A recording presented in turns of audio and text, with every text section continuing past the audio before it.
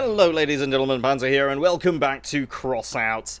And a lot of you guys have been very vocal about this particular one as of late, and I've been working on a couple of different builds, and this is the one I decided to build. Can you see what it is yet? Well, if not, I'm going to take it out for a drive, and you can see what it is. Yep, looks like it has two wheels. Yes, that is indeed what it is. It is a motorbike, or specifically just a bike. It has two wheels, it is woefully unstable, and it barely stays upright. If it wasn't for those hatchet blades on the sides, it would definitely be rolling over quite a lot. It doesn't like going in a straight line for too long, but it is fairly fast and has almost no hit points, owing to the fact that it uses a buggy cabin. Now, the basic construction of this is really a split chassis, and I'll explain what I mean by that later on. And the rest of it is really just grills, and that's about it. It is powered by two engines. Those are light class engines, not light engines, but just standard sort of engines. And they are necessary to keep the vehicle going at a decent rate of speed. Even though they don't have the top speed of the light engines, they're actually very important because we're using large wheels to really balance this out. And those do require a decently powerful engine to keep going. And this is a fairly decent speed for what it is. It's actually a very light vehicle at just about 3.5 tons. So, and not that heavy at all, but it's also not very heavily armed. It has two Druzbar 2 chainsaws at the front, which are quite lethal, and it also has a medium machine gun. So overall, it's still a very much a light attack vehicle. Now, you might be wondering why I'm just driving around in the test drive mode. Well, unfortunately, as of late, the latency to the servers has gotten worse. I know they're trialing servers in America now and Canada, so, hopefully that improves, but latency is so bad that I couldn't even drive this in a normal battle. It really does require very sensitive steering to get going. So let's just test out the weapons and see how they perform. The front wheel has come off. That is a weakness of this design, in that the front wheel has a chance of coming off if you run straight into a hatchet blade like that. But nevertheless, let's take this out into a battle and see how we get on. Alright, first things first, there has been an update, and one of the first things you're going to see right here on the screen is an entirely new PvP mode. Yeah. Some things you might not see also include the reintroduction of 4-man groups. I don't know how long that's going to last for, but supposedly they are back in the game, so you can group up with more than 2 people, but I believe groups currently only queue up against other groups primarily, so you're not going to see a bunch of groups on the other team. That's simply not supposed to happen. So matchmaking times are going to be very long for that, so bear in mind, if you are going to queue up as a group, you are going to have to deal with waiting a while. Anyway, so Storm Warning is the new PvP mission, and it's a free-for-all. So forget the teams, it's a free-for-all, and you have a chance of gaining coins, like actual currency. So the reward here, of course, is coins, and nothing else. Which is a very interesting game mode to have these rewards for. You do require level 10 to play it, so let's see how we do. Alright, well, we have been waiting for about 3 minutes now, and the average wait time is supposed to be 2 minutes and 44 seconds. So, I'm not entirely sure we're going to get into a match at this point in time, but if we do, I will show that off a little bit later on down the line. It should also be noted that this free-for-all mode doesn't cost durability, so parts do not lose durability in this mode at all, which is a bit strange. I wonder if this is a trial for something, because they do say that you're going to get coins, but you don't lose durability. So I wonder what the point of this actual mode is then. Not that I'm complaining about the coins, it's just that not losing durability in this mode seems a bit strange. It's a strange move from the dev teams. I will say that. It's a very strange move from the devs. Either way, You also have the storm that will start attacking the battlefield after 30 seconds into the match, which is a very, very short space of time. So it's really just a way of getting the players to get a move on, or they're going to get destroyed by that storm. Alright, here we go, and this is a typical PvP match that we're currently in. And gonna see how well we really do. So, of course, this is not the free-for-all mode that I was talking about earlier. This is simply a team deathmatch, or the typical assault mode that you've seen many, many times before. And already we have control issues, but I'm happy to say we aren't having too many steering issues anyway. It seems to want to... There we go.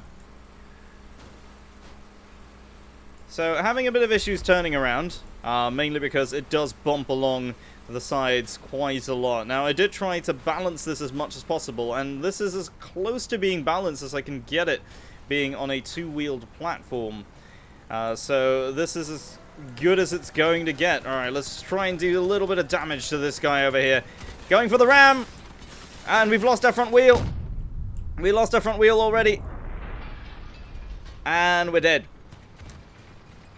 So, not very good. Alright, so, that didn't go particularly brilliantly. So, of course, one of the weaknesses of having a two-wheeled vehicle is really just that, aside from the control issues, you're very vulnerable. Oh, geez, trying to keep it in a straight line is a struggle and a half. Let's just try and do some damage to this bot over here. Can't really do a hell of a lot. Just getting some damage onto that guy in the distance there. But yeah, you really are very, very vulnerable to being immobilized just because of how easily you get damaged. We do have speed on our side, a lot of very good straight line speed that we can make use of. But unfortunately, we are just so vulnerable to damage of that type. Alright, trying to get a little bit of critical damage here. We're going to go and try help that teammate up, since he has flipped himself onto his side there. Alright, let's try to get him up. We're not close enough. Just sneaking in. Come on, let's flip him up. There we go. He's back up again. So, always trying to help the team there. Alright, stick with these guys. Oh, it looks like Oliver over there, the bot, has been immobilized completely. He's lost all of his wheels. It's really not going anywhere anytime soon. So I don't really want to go charging in, but unfortunately I don't think we have too much of a choice here. Let's just try to get the attention of that guy over there and sneak around this side, bring him into range of our teammate here so that he has a chance of taking that shot. Now, it looks like somebody else is going for the base there, so that gives us a chance, with Oliver also getting some shots in there. He is coming for him.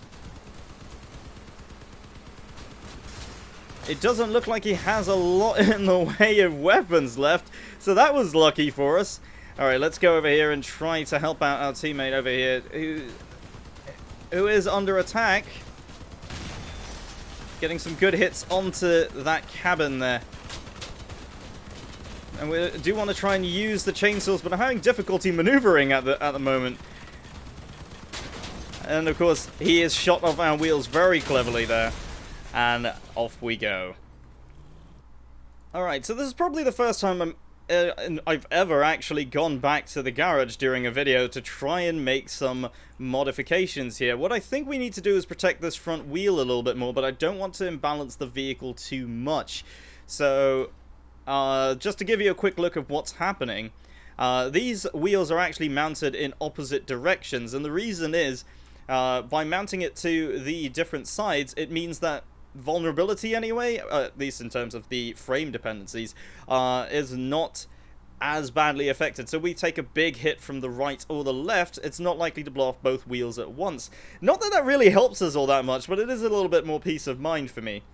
Alright, here we go, and of course the most significant change is that nose there at the front. Very aerodynamically designed nose.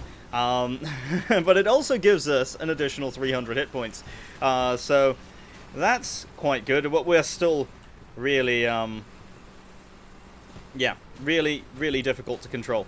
So, let's try to get some fire on there. We do have 2 medium machine guns now, so that is definitely more effective than what we had before. Alright, let's get out of here. And that didn't go particularly well. Probably my mistake for wading in there from the very beginning, but the vehicle is certainly much slower than it was before, so it kind of defeats the purpose of it, really. Alright, and last match of the day, really. So far, last few thoughts on this particular design. I mean, I like the idea of a post-apocalyptic bike of some kind, but it really isn't practical. Just in the way that being on 2 wheels alone isn't as practical as one might think, especially under battlefield conditions such as these. And really, having wheels being the main sort of weak spot on any kind of vehicle, when you switch it out to having only 2 of them, you're really kind of not leaving much margin for error, really. And of course, the large wheels are really the only ones you can use, which take a decent amount of horsepower to actually get moving, so you're always going to have to equip an engine, unless of course you're using a truck cabin or something like that. You're really going to suffer using large wheels at all. So, not the most practical of vehicles in any way, shape or form. Alright, so now let's try to get back. There's these couple of bots over here we can probably do a little bit of damage to. That looks like a turreted 88, I believe, on top of Lisa over there. Let's try to do some damage to Jamie here as well. Just kind of firing in their general direction while reversing. We're kind of just not really able to do a lot, since the steering on this vehicle is still very, very impractical and very unpredictable at times. Just trying to put some damage up on him. Oh, and there's Ashley getting in the way. So let's just fire over the top. No, we can't do that because the machine guns are too low. So really the bot just getting in the way there. Alright, we got a kill assist, so at least that's something. Alright, there's Tegger over there. We can get a couple of shots in on him, but I think we can only fire 1 of our guns. So we really have to be facing front on for this to work. And of course one of our hatchet blades is gone. So you can see what happens when you don't have one of those. It really bounces around quite a lot. But I'm afraid that's all we really have time for today. I kind of wish I could have showed off the free-for-all battles, but it really just seems like the queue times are massively long. So I wonder who's really queuing up for that. Also, weirdly enough, my general chat is missing. I don't know what's happened with that. If you do know, let me know down in the comments below. And let me know what you think of this particular design. I mean, a lot of people have been asking me to make a bike, and I don't really know why, because it quite clearly doesn't really work that well. But if you've tried making one, if you've managed to make a design for a bike that works in Crossout, do let me know down in the comments below. And if you've enjoyed this video, don't forget to leave a like and subscribe if you're new to the channel. As you may know, the Crossout videos have been slowing down lately, and that's just really because there isn't a lot left to show with the amount of content winding down. But if you do want to see more Crossout content, of course, do let me know down in the comments that you are enjoying the series and that you do want me to keep playing this game. And that's all for today. Thank you very much for watching. My name is Panzer, and I'll see you next time.